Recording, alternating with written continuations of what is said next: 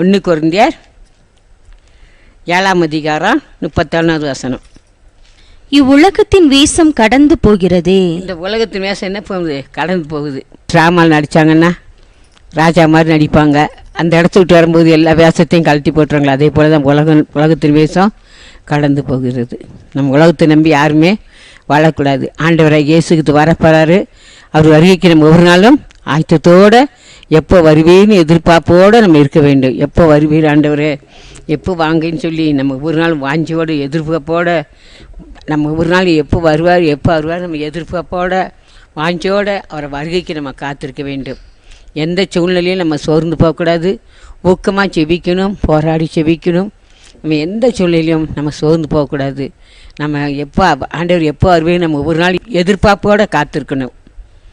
ஆண்டவரை இயேசு வரப்போகிறார். அதை சொன்னவங்களை திக்கற்றாய் விட திரும்ப வருவேன்னு சொல்லியிருக்கிறாரு. திரும்ப வரப்போகிறாரு.